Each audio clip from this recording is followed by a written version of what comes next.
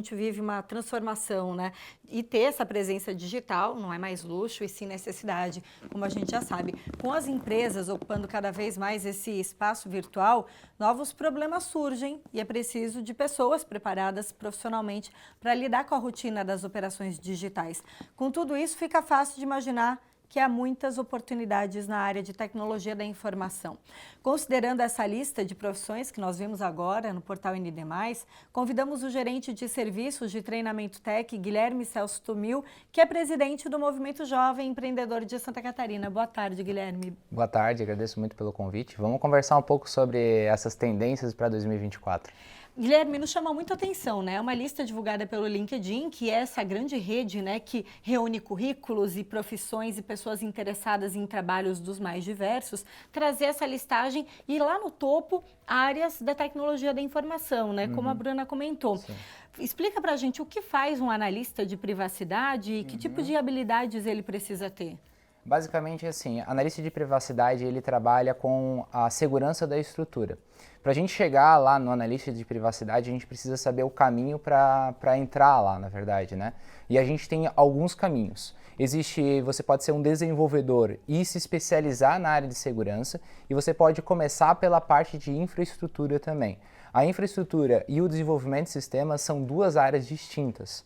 Elas trabalham juntas, mas o desenvolvimento, os estudos para elas são de formas distintas. Então eu vou ter profissionais que vão se formar lá como programadores, vão fazer esses sistemas e vou ter esses profissionais que vão cuidar, como você falou, né, da segurança, da privacidade desse sistema para que não vaze dados, para evitar, por exemplo, ataques cibernéticos, mais ou menos isso. Basicamente isso. O que acaba acontecendo nos últimos anos com a tecnologia entrando em outros lugares, hoje tem no agro, como foi colocado aqui, tem em qualquer lugar você tem tecnologia. E também a questão de roubar as informações virou um grande problema, principalmente com a entrada de leis como a LGPD. Então, alguns profissionais eles estão se especializando somente em testar os ambientes. Eles testam o ambiente para ver se tem alguma falha de segurança e isso é um profissional muito requisitado no mercado. Quando eu estou pensando na construção desse sistema, eu penso em elaborar ele da melhor forma possível. Às vezes eu não analiso tanto a parte de segurança. Eu deixo um profissional específico para isso, para que ele trabalhe na parte de segurança. Então basicamente esse é o cargo, na verdade, né, é a função que está surgindo com muita força nesse próximo ano. Certamente. Agora, Guilherme, você trabalha com cursos, formação, né, capacitação de profissionais na área da tecnologia da informação, do básico ao mais avançado. Como que está a realidade hoje, local, aqui em Blumenau, regional e estadual, para esse tipo de profissional? Blumenau, na verdade, ele é um polo de tecnologia. Quando a gente, como você citou, eu sou presidente do Movimento Jovem Estadual e Blumenau ele é um polo muito diferente de muitas cidades que a gente tem. Como Blumenau, existem outras cidades no Brasil que são polos na tecnologia. Então a gente tem aqui um mercado pujante, um mercado com muita oportunidade na área de tecnologia e com certeza qualquer pessoa que entra no mercado, aqui em Blumenau principalmente, precisa considerar entrar na área de tecnologia, porque são salários interessantes e um crescimento muito rápido, né? Então, quando a gente analisa o mercado também de Santa Catarina, a gente tem outras cidades, como o próprio Florianópolis, a gente também tem podemos dizer, um ecossistema muito grande ali no sul, mas Blumenau realmente é diferenciado e atrai também, né, que a gente pode considerar grandes empresas. A gente tem aqui empresas de renome internacional que decidem entrar em Blumenau, principalmente pela nossa qualidade da mão de obra que a gente tem aqui. Guilherme, o nosso público que está acompanhando é bem diversificado, né? Imagine aí que alguém tá vendo, ou um jovem, ou uma pessoa que está querendo trocar de área, pode ser um 40 a mais, um 50 a mais. Como que a gente começa, né? Deve procurar empresas que dão esses cursos para começar com os níveis mais básicos? É possível já procurar um curso online? Como que começa para entrar nessa área de TI? Então, basicamente, para a entrada no mercado de trabalho, nosso principal trabalho dentro da ProWay. Os nossos treinamentos, eles focam nisso, de trazer o profissional para o mercado e a gente cria toda uma sequência de treinamentos que a gente chama de especialização. Todo treinamento, todo curso, qualquer informação, desde o YouTube, tudo é importante, porque sempre o mercado está em construção. Os treinamentos que nós oferecíamos há 2 anos atrás já são diferentes do que a gente vai oferecer esse ano. Muda com muita velocidade. Muda com muita velocidade mesmo. E as tendências são sempre internacionais. A gente tinha uma diferença entre o que acontecia lá fora para aqui para Blumenau, mas isso foi cada vez mais sendo encurtado. Então, a gente está sempre sendo atualizado. Para quem está querendo entrar na área, precisa pensar em algumas coisas, alguns temas básicos, como por exemplo, lógica da programação é uma coisa importante e é um dos primeiros passos, principalmente na área de desenvolvimento de sistemas, que a gente ensina.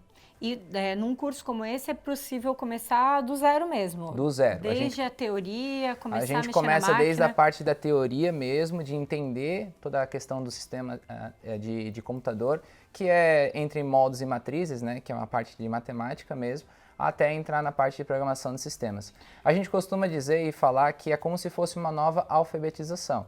Né? Então você vai aprender o A, o B, o C, depois vai aprender a fazer as frases, depois vai aprender a fazer um texto, e por último, que é a coerência. Né? Você colocar um texto e você colocar um monte de palavras lá que não fazem sentido, não vai dar resultado nenhum. Então é você fazer uma coerência, que é um programa com alguma eficiência. A gente tem hoje uma diferença de idade do público, né? Até do público interessado na área da tecnologia. Millennials, geração X.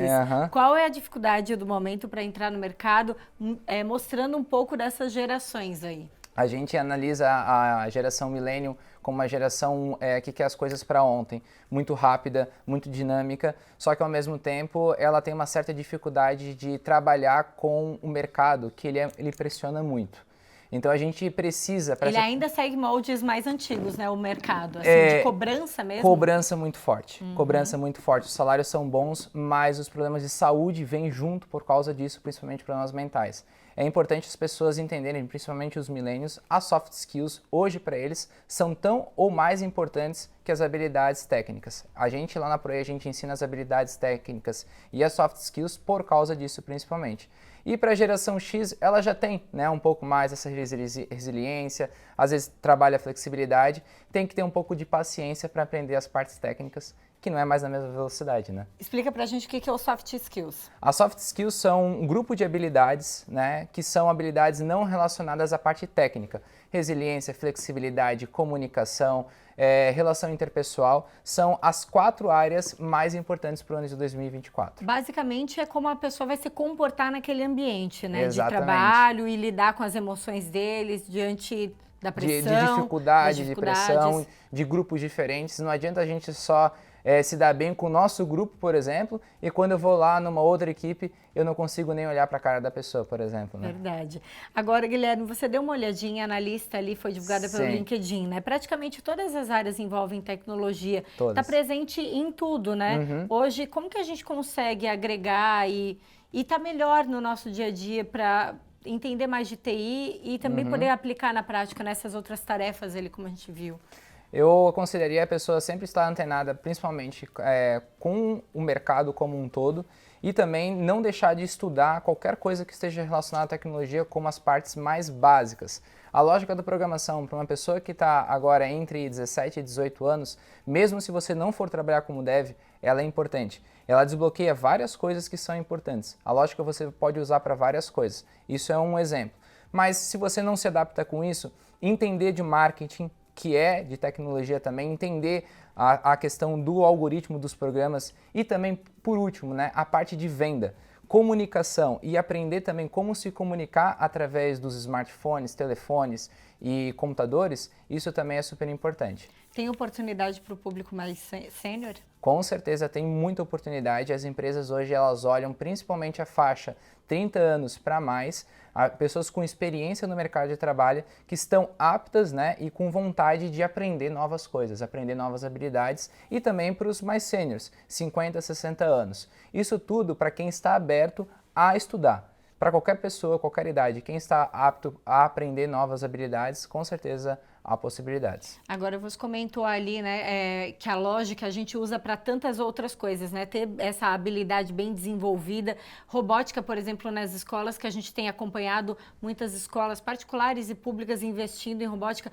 ajuda essas crianças, futuros adolescentes que vão escolher suas profissões, a escolher áreas relacionadas à tecnologia? Com certeza. Na verdade, robótica, ela estimula, na verdade, o desenvolvimento também da questão lógica e também de uma coisa que cada vez mais vai estar em tese, que é a união entre o hardware, né, que é qualquer coisa que esteja relacionada com uma placa de computador e etc., com o software, que é a linguagem da programação. Cada vez mais profissionais que vão estar juntando essas duas coisas, que é a forma de utilizar um hardware com um software, vai estar em ascensão. E a robótica é o primeiro passo para isso. Lá na ProE a gente usa um treinamento chamado Tech Explorer.